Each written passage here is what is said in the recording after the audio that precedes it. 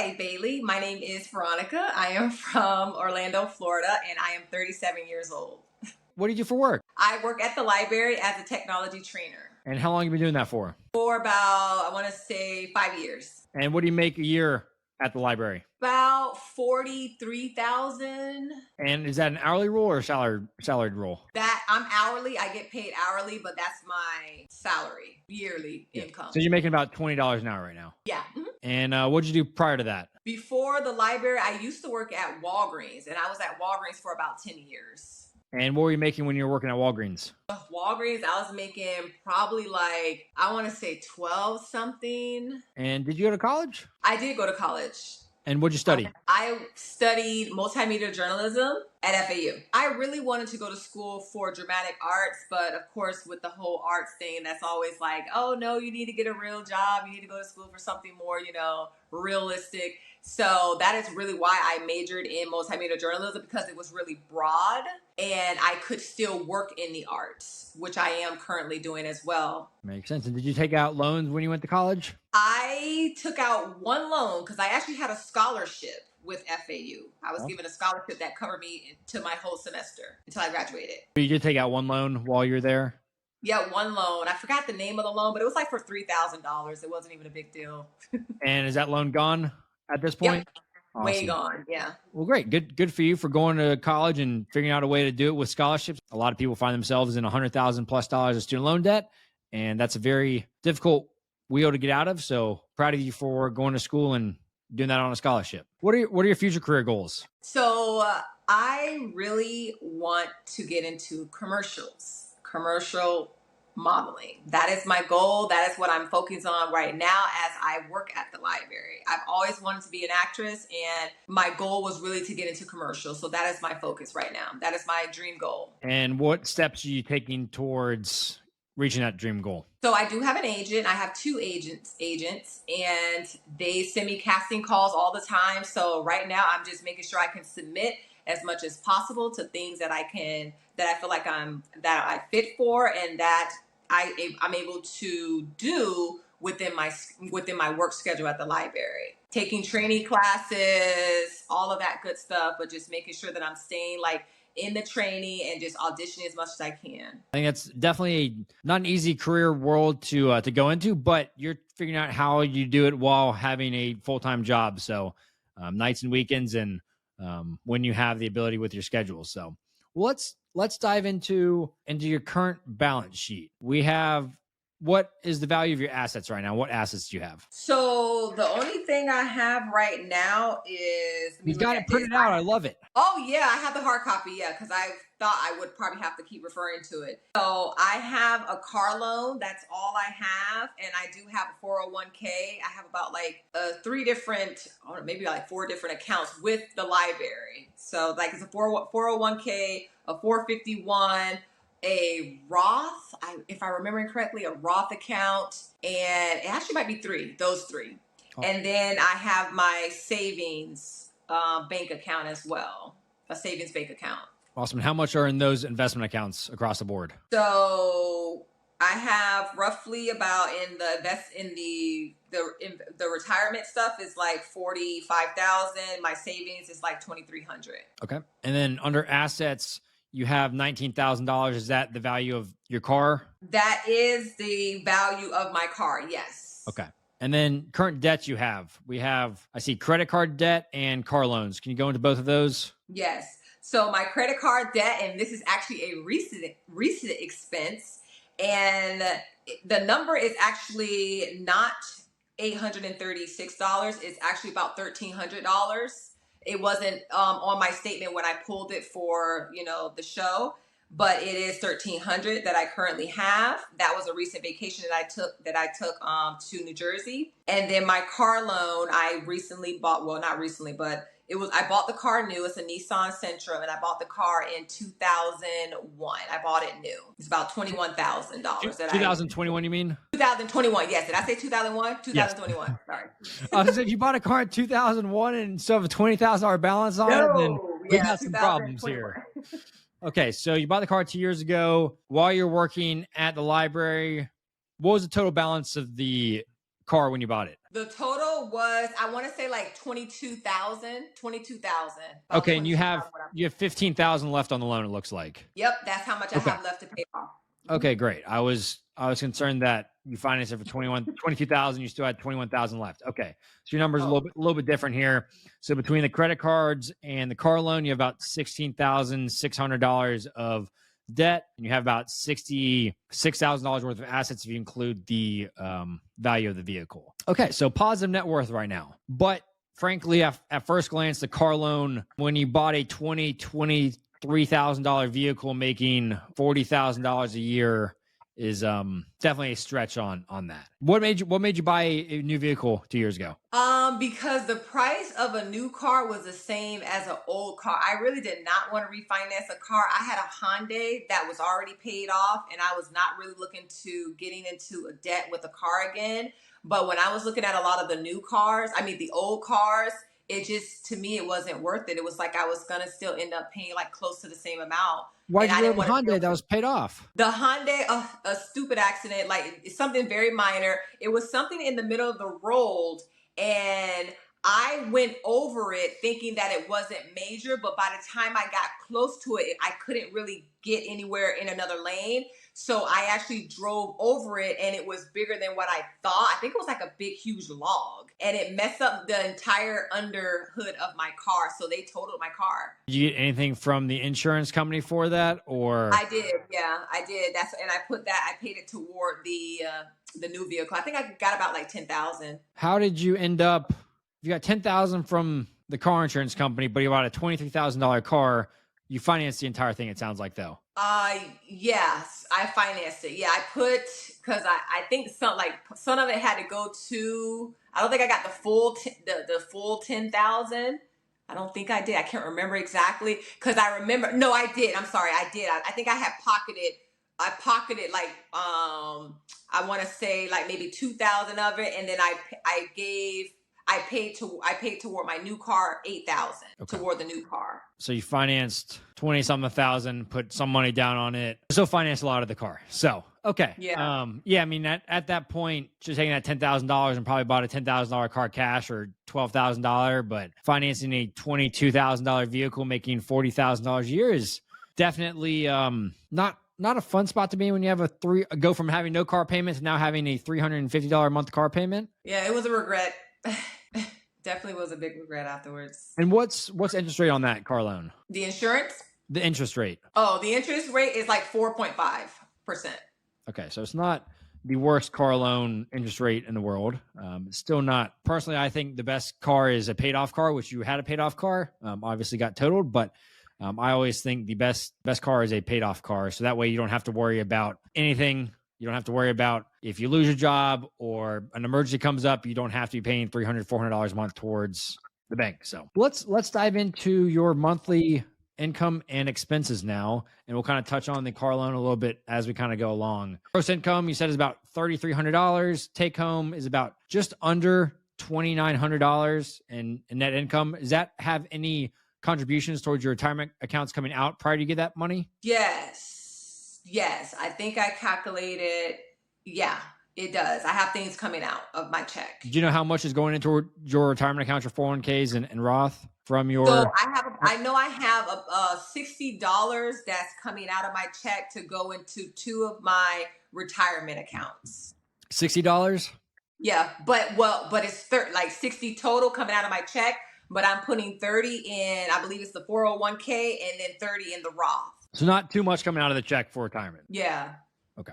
And then of course, not a lot coming out for retirement, but there's some other things coming out as well, like my insurance, the dental, the vision, all that stuff. Okay. So bringing home just under $2,900 a month. We have rent $667, utilities $71. So your total housing expenses is about $738. Which is a pretty low amount, which is great. But your auto and transport bill every single month is about essentially your home expenses. So we have $178 on your car insurance. We have $342 for your car payment. We have $80 for gas. That brings your auto and transport budget to $601 a month, which is $100 less than your housing expenses. And then groceries, only spending $100 a month on groceries. That's the goal. Yeah. there's one thing to have a goal. It's another thing to have what's actually happens. Where are you typically? I'm about at 100. I'm about like maybe 100, and yeah, I'm about 100, maybe 120, 130, but because I take out the cash. Yeah. So probably like, maybe probably close to 200 because I take out 100, but then I have another card that has about $70 on it that I use that. Okay. So we'll bump that up to $200 then, since you hesitated and said it's maybe $200. Yeah. So okay. So we got our total needs about $1,540, which when you have net income of $2,900, okay, we got $1,400 left over after your necessities.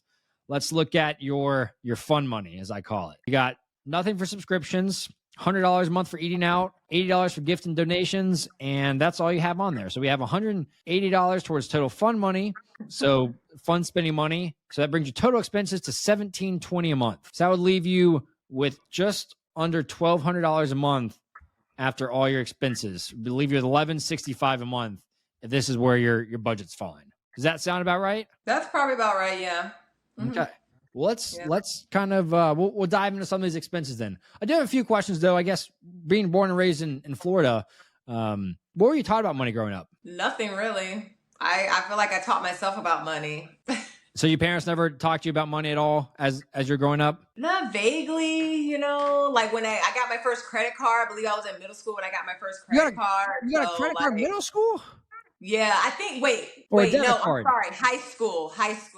I was 19. Yeah, sorry. Yeah. So I think I had a Capital One card that my mom gave me, and I was like the primary, and then my sister was like the whatever. So we shared the Capital One credit card together. That was it, but it wasn't, I don't remember being taught about money. From your perception, how did your parents approach money as you're growing up? For me, I feel like they spent too much money. They just buy, mainly my mom, she just would buy things, and she had a whole lot of credit cards with balances on it.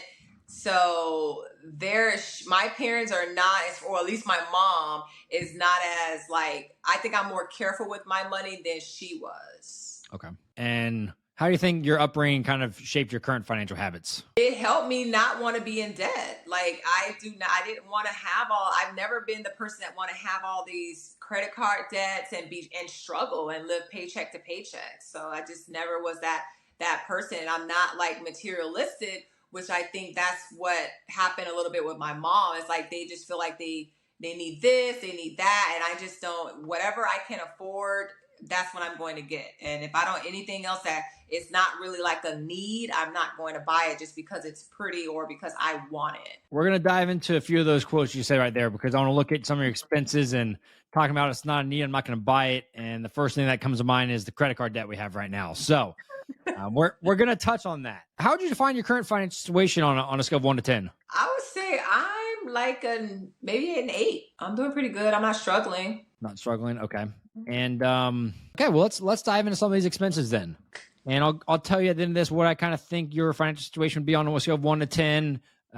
What things I would do to improve your situation, and we'll go from there. So we'll go to the credit card account first. So this is a Discover card you have. It has a $863 balance, but you told me it is now $1,300. It's about $1,300. Yep. And what jumped it up to $1,300? Just me going to spend time with my cousins. I took them shopping, and then we went to New York. I went with my sister and her boyfriend, and my sister had this whole itinerary, written out for us to just explore different things in New York. And I didn't want to limit myself to having fun. So I said, okay, you decided to swipe the credit card and you'll figure it out later, and you'll just rack up some debt while you're enjoying life in New York. Yeah, because I know I can pay it off. I know how to control. Then why is it not paid off? Oh, it just happened. The balance is just there. It just got there. I don't want to pay. I take my time paying it off. Yeah, I'm working on it. Do you carry a balance month over month on it? So the balance is just got there because I just got back from New York. I want to say, or my trip, we're already going, this is a new week. So I want to say Thursday, I think, if I remember that correctly. Yeah. Or Tuesday. No, it was Tuesday. I got back last Tuesday. So there's not interest accruing on this balance currently? There is, I don't think so because the that's just been posted. Okay. I mean, it does say your payment due date is August 17th versus 863, but I just want to make sure you're going to be paying this 863 off before August 17th. Otherwise, you're going to be accruing interest on it. Oh, yeah. Well, probably not, but I'm going to be paying a lump sum of compared to the minimum, more than the minimum balance I'm going to be paying. So you're borrowing money to go have fun in New York then. If you're not paying it off in full, you're borrowing money to go have fun in New York. Oh, well, I guess. I don't know. If you said a second ago, whatever I can afford is what I can get, but you just went and spent $1,300 going to New York, and you said you're not going to pay off that full balance before the interest starts accruing on August 17th, which means if you pay $500 towards the $863 balance, I'd leave $300 left over. That's going to be accruing interest instantly. And the interest rate on this card is, what is it? 16.2%. So that's honestly lower than I was expecting. Most of them are typically around 30%, 25%. Yeah, 20. I think mine's pretty low. Yeah. But this is 16.24%. But if you don't have this paid off by August 17th on the payment due date, you're going to be paying the bank 16% on a annual basis, essentially, of interest to go shopping in New York. And that doesn't sound fun to me. Is, hey, let's go have fun in New York, but let's do it in a way that you can do it on your means. But does that make sense? Yeah, I thought about having a budget, which I did actually have a budget, but I don't think I would have been able to explore everything that I wanted to explore, put like a budget on myself. So I just was like, you know what? I'm just going to use this credit card. I don't really use my credit anyway. So just kind of utilize my credit, just to keep that usage, of using my credit. And then I would just use this credit card. And then once I get back, I would just work on paying it off, because I know how to pay off I don't let my credit cards just sit there and not, it's like the last resort, like the last thing I'm going to pay. I am responsible. When I use the money, I will pay back the money. So. You'll pay it back, but you'll pay it back after paying the bank fees. I mean, right now, if you carry this balance and you don't pay it off for the 17th, I mean, if you make a $500 payment or a $400 payment, whatever that is, you'll still have a balance, and the bank's going to be accruing interest on that. So you're essentially paying money to the bank just to sit there. So I would say the only way to use a credit card responsibly is if you pay off your balance every single time in full prior to the payment being due. And otherwise, if you are carrying a balance at any point, you're using a credit card irresponsibly, you're paying your rewards at that point don't mean anything, because you're paying more in interest than you are earning rewards. I mean, right now, I guess this period you earned $34 in cash back, but if you keep the balance on the credit card, you don't pay it off in full, you're going to be paying more than $34 in interest, which just negates even having a credit card, negates even having rewards on a credit card. Yeah. So I think right now what you need to figure out is before August 17th, that's in a month. And then you have an additional $500 you said you spent on that after this statement ended, is how do I, given your budget, you should have $1,100 left over every single month. So you should be able to pay this full $863 balance before your payment is due on August 17th. That way you're not just, in other words, you're just lighting money on fire by carrying a balance and just giving it to the bank. It's not going in your pocket, it's going to the bank.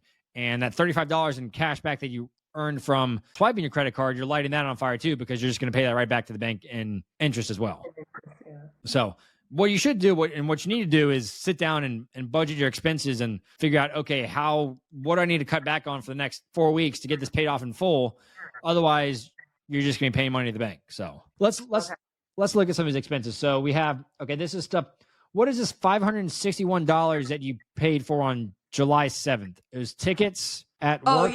So July 7th. Yeah. So that is tickets that I bought for me, my sister, and her boyfriend to go see The Lion King, Broadway play Lion King in New York. Was this a gift to your sister and her boyfriend, or did they pay you back for that? No, I didn't let them pay me back. It was a gift. That's a nice gift when you have when you're carrying a $1,300 balance on your credit card, but a nice sister at the same time. But my opinion is you can't, if you're going into further credit card debt to enjoy like The Lion King, that's just not smart to do. Because then you're just paying more interest for the bank. You're holding yourself back in your financial future by holding a balance on your credit card. So we have other stuff. This looks like different stuff in New York, JetBlue Airways, other purchases in New York, smart card, cafes, gas. Did you rent a car when you're in New York? I did rent a car, yes. Did you all drive around the city, or did you drive outside of the city? Yes, my sister's boyfriend, he drove us to Atlantic City. So I offered to, help fill the tank. So I filled the tank when we were on the road. Please tell me you didn't go gambling in Atlantic City. Oh, I do not gamble, so no, Good. I did not. Yeah, no. Good. Okay. So a lot of these are Ubers, eating out a little bit in New York. So we had $863 on the Discover card for last month, which is a lot more than obviously the $180 of fun money that we have on our budget right now. But you went on a trip, so we'll see how the rest of the spending shook out for the month. Now we'll go into your bank account that we have. Okay, so I guess this is a different month statement, so it might look a little bit differently. It might not give me the best picture. So this is May 24th to June 26th. We have that was the I guess they didn't have the other things on there because I went to the statements and I got the most recent one, so I don't think maybe the other one's not there yet. Yeah, so we have right here, so the checking account on May 24th. Yeah, I guess the statement won't end until the end of July with these dates. Beginning balance on May 24th was $2,900 in this one account. We had deposits of $4,400, but you spent $3,300 this month, which is quite a bit more than the projected $1,700 with your budget. So let's dive into these expenses. Amazon store credit payment on May 24th. What is that? $120.78. Oh, I forgot about that credit card. Yeah, that's a pay. I forgot to add that to my budget. I'm so sorry. Yeah, I just realized that. That's getting paid off. That gets paid off anyway. So that gets paid off in full every single month? Because that one I pay the balance statement. Like I always pay the balance statement. So okay. What was that purchase for $120? Oh, that's back in May. I'm not gonna remember that. I usually just buy like my facial stuff on Amazon, like my creams, my cleanser. Those are usually typically things I buy on Amazon and restocking on. I just use that to pay it off. Okay. And we have, what else we have on here? We got Publix. We have a lot of transfers. Yep. We have transfer to Discover Bank savings. Is that to yourself? Yeah, that is my Discover savings, like money marking account. Okay. So you transfer money to yourself there. Okay. ATM withdrawal for $200 on the 25th. Where's this at? May 25th, ATM withdrawal for $200. Oh, yeah. So that's what I was saying. That's the amount of money I take out so I have money that I keep on me to spend, which is about $100. And then I have more for when I go do when I give to church as well. And then I have money for me to do my laundry because now I go to the laundromat. And then sometimes I may spend some of that for some of my groceries as well.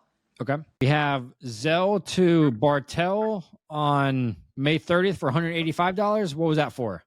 That's a commercial training workshop class that I was taking. Okay. And how frequently do you do those? That class was 7 weeks. I believe that was 7 weeks. So I think about seven classes. And is that $185 per week? No, that was just the total class was like, I think was like 300 and something. And that was like the first balance. And then I paid the rest when the class started. Okay. We have something in Scottsdale as Simon Image Scottsdale for $55. Yep, that's a doctor's appointment. Okay. Got gas. We got a Discover payment. We have a Emerald Villas web payment. Is that okay? That's your rent for $667. Yep, we've got pizza for $25 on the 5th. We've got Olive Garden for $21 on the 30th. What is Olo.com? Wait, let me see. I'm trying to find them. Olo.com. It's popping up on the 5th of June for $23. Okay. Oh, I see Marco, that one. Ola. That's not it. IHOP. And then that's all I see. I just see on the 5th of June, I just see a transfer, Duke Energy. Yeah. Okay. I see a purchase. This is IHOP. It says IHOP on here.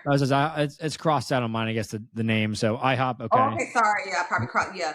This looks like when I went to IHOP. Okay. Another ATM withdrawal on 6/7 for $200. That is $400 withdrawn within 2 weeks of each other, which is more than your budget states for groceries and giving. We've got Chick-fil-A We've got Sonny's Barbecue. We got Walgreens for $127. What is that on the 12th of June? Oh, yeah, this is so I bought 2 gift cards for my dad for his birthday and for Father's Day. Marco's Pizza, $18. It's a lot of eating out, a lot more than $100 a month of eating out right here, it seems, between all of these. Another Walgreens, more gas. T-Mobile, $106. Did you finance your phone? Oh, yeah, my phone. $106. You must have financed it. Yeah, my phone. Yeah, I forgot about my phone too. Sorry. Yeah, What phone do you have? I have the iPhone 14 Pro. What was the total price of that when you bought it that you financed? Like $1,000, $1,000. Yeah. What happened? What was your other phone? My other one was the iPhone 6 and it stopped working. Like that's what they do, so you can get a new phone.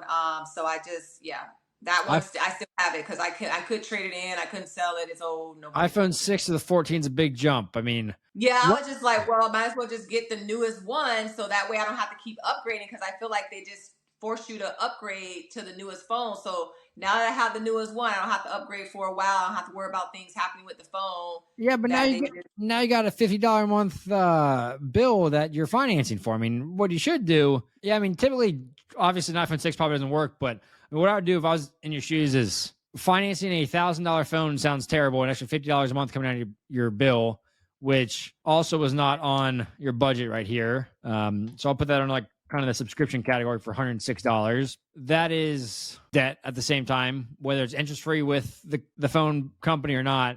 If you can't afford to pay for a phone in cash, you shouldn't buy it. If you need a new phone, save up for it. Buy a used iPhone 11 on iPhone 12 you can get them online for like $200, $300, $400 max. In great shape. I mean, I've bought plenty of used phones in my life from different websites that have worked flawlessly that are a couple $100 versus going and buying the latest and greatest iPhone from a carrier directly. That's $1,400 or $1,200, whatever it might be. But that's typically what I would do in that situation versus, hey, let's finance something that can't pay cash for. We have your payroll coming in, more recurring transfers, Zells. You Zelled someone for $20 on June 22nd. Oh yeah, my cousin was asking to help out with a surgery that my other cousin was going to be needing, so she just asked for $20, so that all the family can give at least $20.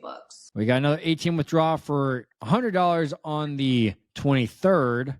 So that brings us to $500 taken out this month in cash. So between groceries and gifts and donations, we're at $500 a month versus the original $180. That's $300 more that's not accounted for. And we don't have shopping stuff on here either. We've got another Amazon store payment for $30. But overall for this month, we have $3,300 going out. Obviously, some of these are transfers to yourself. I don't have the total amount off the top of my head looking at this, but it's probably a couple $100 it looks like that you transfer to yourself. Like 50, because I do 25 and 25. Yeah. Okay. So $50. So if we remove the $50 of transfers, that means you spent $3,300 during this statement period when you're bringing in $2,800 a month. So you spend $500 more a month than you're bringing in for this time period. Do you budget your money every single month? Do you use like a platform or Excel sheets to sit down and track your spending? I don't. No, I've been meaning to, but so this is doing it for this purpose for your podcast. It was the first time I've done it in a long time. How long do you think it's been? Oh, years. Years? Yeah. Do you want to be out of debt? Do you want to be debt free? Yes, I do. Do you want to build wealth and retire and have money to travel the world and do whatever you want to do? Yes. Do you think Tom Brady won the Super Bowl by not tracking his progress, not by training every single day or every single month, and just walloped into winning 7 Super Bowls?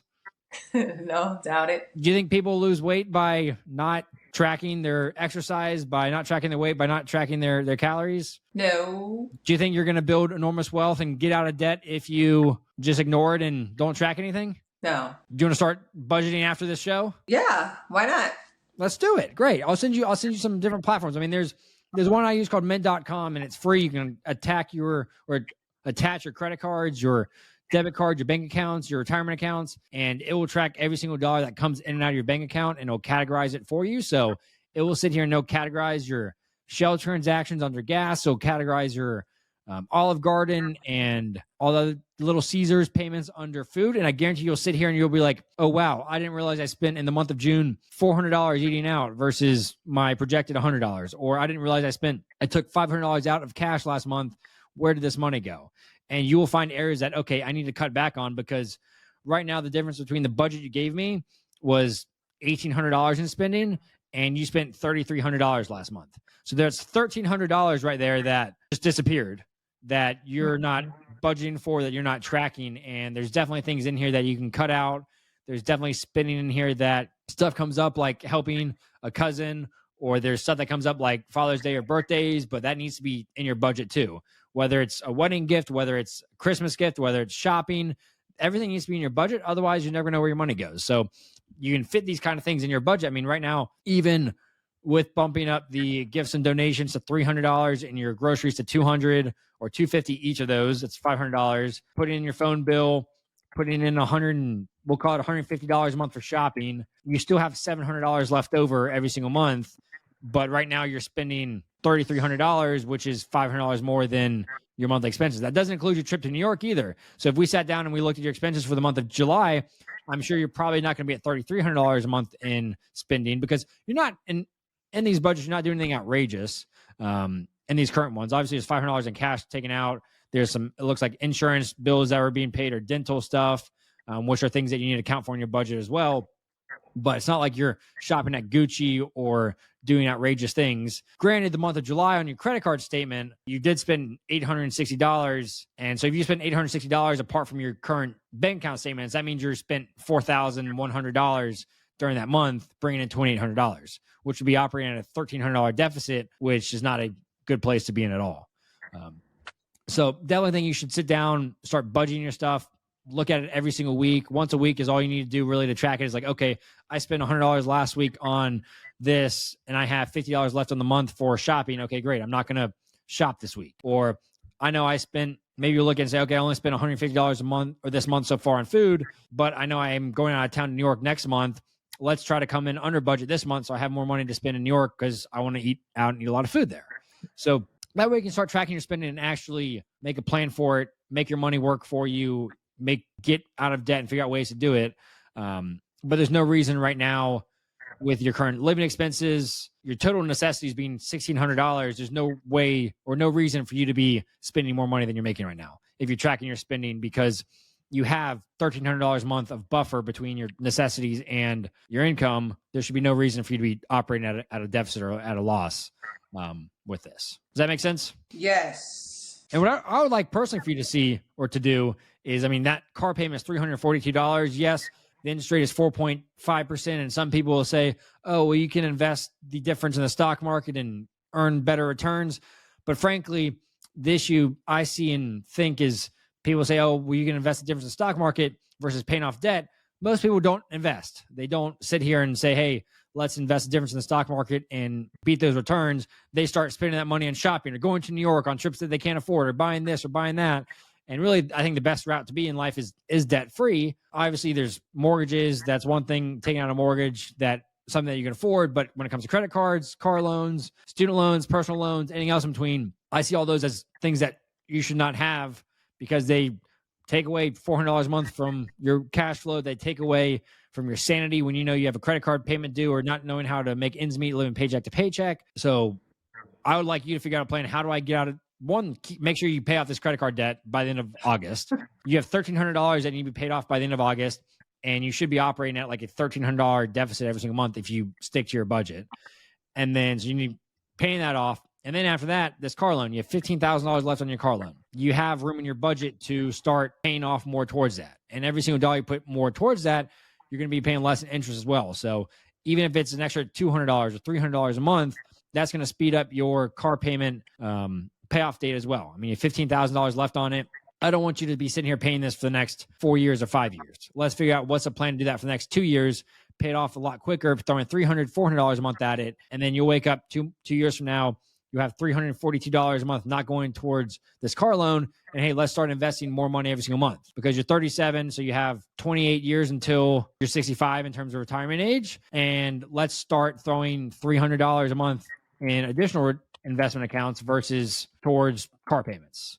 That would pay off a lot greater for you than, hey, let's continue to keep car payments and not tracking your spending and building actual wealth. So I have a question. Can I ask you a question? I got answers. Yes, let's do it. So with the car loan, they have in my account, my contract, that if I pay more toward the car loan, the car payment, that I would have a fee. If I pay off the car early, that I would pay a fee. So that's why I was just like, well, then I'm just going to pay the minimum balance every month. So what do you think about that? What's the fee? Do you know?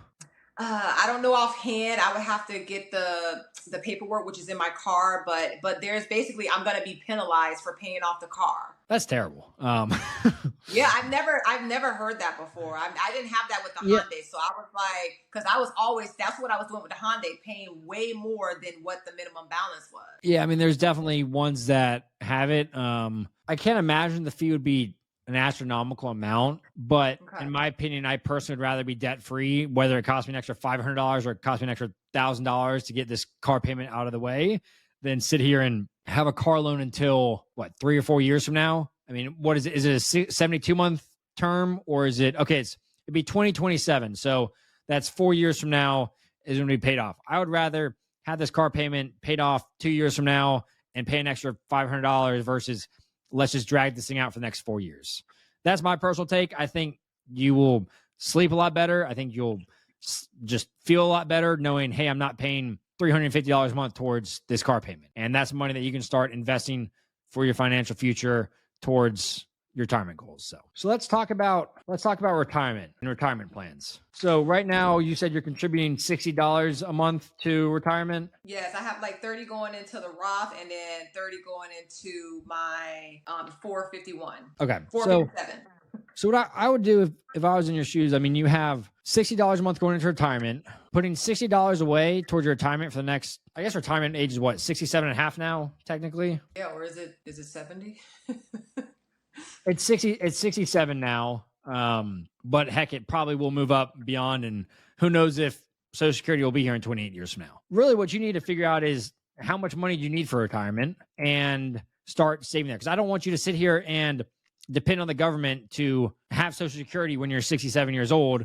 What's a plan that you can self-insure yourself in that case and build wealth in the meantime and start investing money so that you don't have to sit here and wait for the government, or if Social Security goes away, you're not freaking out because there's no money in Social Security. So what you start looking at is, okay, what age do you want to retire at? Let's start with that. The age, I'd rather do it at the age that I can retire. So I think it's 67, like you said. I thought it was 66. Okay. I guess they keep moving it. So 67, that's 30 years from now. And with your monthly expenses right now, we'll call it $2,800 times 12. That's 30. I guess that's your net income right now is $20 or $34,000 a year after taxes. Current income we'll say is $40,000 gross income. So $40,000 is a year what you need to live off of. And right now, and that's if extra Social Security comes, and there'll be additional money that you can have. But right now, you need $40,000 a year to live off of. Do you know how much you need to invest every single month to retire with $1 million in your bank account 30 years from now? But I know Dave Ramsey says 15%, something like that, of your paycheck. I believe what you're bringing home. Yeah. So the goal for what he teaches, and I think is a great idea to do, is you need to save 15% of your gross income going into retirement accounts every single month. And in this case for you, if you're bringing in $43,000 a year, that'd be $537 a month. So right now you're doing 60, which means you need to be throwing an additional $477 a month towards your retirement. And if you do that for the next 30 years, you have $44,500 in your accounts right now. If you put $537 a month away in your retirement account, we'll assume a 7% annual return. If you're putting that into good index funds, total stock market, or S&P 500, average return 7%. So that'll account for inflation, about 3% for inflation, 10% returns on top of that. Guess how much you'll have 30 years from now? $537 a month for 30 years at 7% interest. And how much you have? $1 million, probably over $1 million. 1,016,000. So you'd be 67. You'd have $1 million in your bank account or in your investment accounts, and you'd be able to withdraw 3-4% from that every single year and live off of that. And in my opinion, that's a phenomenal spot to be in. That's accounting for inflation too. That's accounting for the rising costs, about 3-4% a year, 3% a year. And has nothing to do with you putting more money away. I mean, if you could put, we'll call it $650 a month away, then you'd have $1.15 million. If you could put $750 away, you'd have $1.27 million. And that's a lot of money to have when you're 67 years old. And that's a great spot to be in. So that's stuff you need to start thinking about. What can you do? I mean, right now, if I was you, I'd start putting 15% of your income into, if you have a Roth IRA, you should be maxing that out. That's $6,000 a year. And everything on top of that, let's put that into a 401k. Or you can do a mixture of both as well. Some people like doing that. If they can't max out their Roth and their 401k, they'll kind of split it between the 401k and the Roth account. So I would start figuring out, okay, let's make adjustments to my my income, putting money towards your 401k and Roth. Actually, I would do this after you pay off the car. I'd focus on paying off the car first. Let's get debt free. Let's get out of debt. That will change your net worth by $16,000, which is great. You get rid of all that debt, get out of credit card debt. But once you do that, great. You have $340 more a month that you should be putting straight towards your retirement accounts. Plus your 6 year you already put in there, that's $400. That means you only need $300 more in your budget to be putting towards retirement accounts, and you'd be putting away $700 a month right there. And if you put $700 a month away, then you'll wake up 30 years from now and you'll be in a great spot. You'll have $1.2 million. And so that's what I start doing is let's pay off all this car debt. Let's pay off these credit cards first and foremost. And then once you get that paid off 2 years from now, let's start throwing money at retirement accounts. So you need to start making a plan right now is, okay, what does it take to pay this car loan off in the next 2 years? Look at an amortization schedule of early payoff, figure out what the early payoff fees are as well. What does that mean? Does that mean you need to pay an extra $300 a month, extra $400 a month towards your car payment? Great, let's do that. Let's set your budget up where you have $400 a month going towards your car loan, so an additional $400, and then everything else on top of that, you need to make sure you're allocating that properly too. But I would be throwing every single dollar towards this car loan, and then, hey, let's start throwing money at retirement accounts. You could split it as well, technically. I'm not opposed to, is if you have, first I would just would rather be debt free. So if you have an extra $1,000 a month, pay that towards the car loan, pay that off in a year. That'd be great to do. But you could also, some people will say, hey, split it. If you won't have $1,000 extra left over each month, put $500 towards the car loan and then put $500 towards your Roth IRA. You can go that route as well. As long as you're investing the money. If you're going to say, I'm going to spend that money and go shopping and go to New York and take on credit card debt, that doesn't make sense. But if I was in your shoes, I'd be like throwing everything at this car loan, get that payment off of my monthly expenses. And then after that, making sure you're putting 15-20% of your gross income towards retirement accounts, towards investing, and putting yourself in a good financial spot in the future. Would you personally do put money in the Roth or the 401k? When you say 15%, are we talking about across all the retirement accounts, or maybe the Roth, because that's the one that you don't really get taxed? Yeah, so great question. And it really depends. Dave Ramsey teaches Roth beats traditional, beats brokers. I forget what the exact terminology is, but he says Roth 100% of the time. Money with Katie, she's another person that I look up to and is phenomenal. She says she goes the pre-tax route on her 401k and then puts the tax savings into a Roth account. That gets really complicated. I'll send you that video after, but that's the route I go personally. Is I go pre-tax my 401k and I max that out, and then I put the tax savings into my my Roth. It really depends on your financial situation. And some people would go, hey, I'll split it 50-50. I'll do half in the Roth, half in the pre-tax, because frankly, we won't know what tax rates are 30 years from now. So some people hedge their bets by saying, I'll do half and half. Some people say, I don't know what tax rates are then, but I know what they are now. So I'm gonna put everything into Roth because tax rates could be higher in the future. So there's not really a exact answer for anyone. What matters is if you're doing one, or if you're contributing to one or the other or both, and you're maxing those out, you're going to be in a good spot. If you don't do either, then that's in a bad spot. So I'll send you some videos and resources. Dave Ramsey has one take.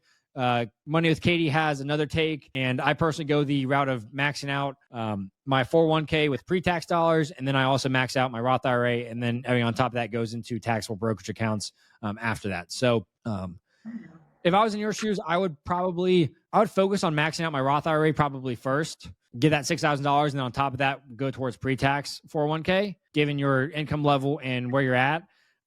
Because Roth dollars, you know that those are going to be yours 100%. You're not have to pay taxes on it. So if you're in a spot when you're 67 and you have $1 million in your Roth IRA, that money is all yours when you withdraw. You don't have to pay taxes on it. So I would probably go the Roth route first and then go pre-tax 401k or Roth 401k if they have that option. But also need some different resources and tools to use. It really just comes down to your current tax bracket, your current income level, where your timeline investing horizon is, and also do you care what tax rates are then or versus now? If you think you're going to stop working when you're 67, then your tax rate will probably be lower. If you're still working, your tax rates will be higher if you're withdrawing money from it. So it can get really complicated in the weeds. There's not really one size fits all for anyone.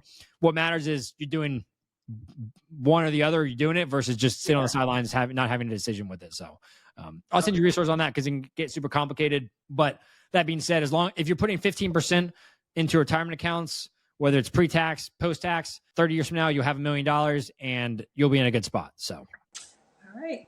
Yeah, that's what I do. Pay off the car debt as quickly as possible and then start throwing that into retirement accounts. And you'll wake up, you'll be 67, you'll be in a great spot. You have a great nest egg, $1 million+ dollars. And over that time period, hey, how are you going to increase your income with these modeling and commercial gigs that you're doing? How do you increase your income working at the library? Are there other jobs? Are there places that can increase your income there too? And also really just sitting down and budgeting your expenses and not spending more money than you're making. I mean, right now, like I said, in this current month, you spent $3,300, bringing in $2,900. So you're spending $400 more a month. That means there's no room for investing. That means there's no room for giving, frankly, because you're giving away money that you don't have. If you're giving away $400 a month to charity or to your church, that's money that you physically don't have if you're spending more money than you're making in a month. So that's what it comes down to, is living below your means, investing the difference, and it's a long time horizon. You're still young. You got 30+ years until retirement. So you're in a good spot in terms of you've got $44,000 saved up in retirement accounts right now, but obviously you can't live off of $44,000 when you're retired. If you didn't contribute another dollar to that, you'd have roughly about $360,000 when you're 67, which isn't a bad spot to be in. But also, if you withdraw 4% of that, that's only $12,000 a year when you need $40,000 a year to live off of. And who knows if Social Security will be here 30 years from now. I wouldn't want to sit here and bet on Social Security being here 30 years from now and have to depend on that. And if it's not, what do you do in that situation? So you at least have a nest egg or a small nest egg right now of $45,000. But now it comes down to getting out of this car debt and then let's start investing aggressively, 15, even 20+%. No one is going to be upset at you if you want to say, hey, I can live off of 20% going to my investment accounts versus 15%. So what's your advice on the phone? The phone? Should I sell it? And I don't know what your phone carrier is and what their parameters are, but if you could, I hate having bills that I have to pay to people. So I would try to pay that off quicker too. I mean, with T-Mobile, is there ways that you can downgrade your phone? Look at that. That'll save you $50 a month. Or really what you can do is you pay off this car loan, you'll have an extra $1,000 a month. You can pay off that phone in one swoop. And then you have $50 more that opens up. So I would focus on the car loan first because I'm assuming that that phone is technically interest free and it's currently in your budget right here, or it wasn't in originally, but now it is. So I would focus on the car loan first. And then, okay, one more month of paying off debt would be paying off the phone bill at that point. Pay that off then, and then, hey, that opens another $50 a month going towards retirement accounts. Yeah. Mm-hmm. Yeah. But I would do that. I mean, you can get out of this car loan debt in a year, about if not less, as long as you get your spending under control, you track your expenses, and you live below your means. You can't be spending $3,300 a month, going to New York, spending another $1,300 there, and expect to be debt free. I mean, at that point, you're spending $4,000 a month. You're going to find yourself in a world of credit card debt months from now if you're doing that. So you got to figure out. I guess really your first plan is credit card debt. You don't want to have that debt carrying a balance after August 17th. So you got to figure out your plan. What are you going to do to pay this off before? You have the money in your bank account. Frankly, right now you have $2,300. So you should not be allowing that balance to carry over and just be like, hey, lighting $20 on fire to give to the bank so they can just charge you interest. You need to make sure that's paid off in full immediately. And then after that, car loan.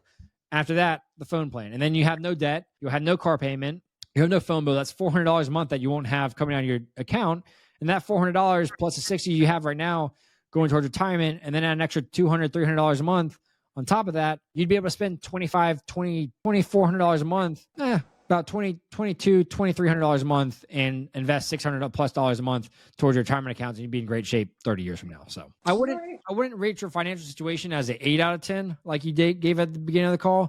I would probably put you around I'd give you a 6, because I don't like car debt. I don't like credit card debt, and I don't like the idea of you saying, hey, let's carry a balance on the credit card. I'll pay part of it, but I won't pay all of it. You do have some retirement accounts, which is great, but you need to start thinking about the future. $60 a month going towards retirement is not going to set you up for success there. You have a positive net worth of about $49,000 right now, which is great. It's not negative, but you got to figure out how do you get that up a lot over the next 30 years. So you're not spending outrageously on food or clothes. You have some expenses, obviously, that should be cut. Some eating out, probably traveling to New York, spending $600 on tickets when you have a $15,000 car loan. It's not the best idea in the world. But once you get out of debt and stay out of it, great. Let's put a $300 a month budget towards travel, and you can spend $3,600 a year on travel and enjoy life and do that. Or, hey, I want to spend $100 a month on get my hair done or nails done, whatever that might be, or entertainment.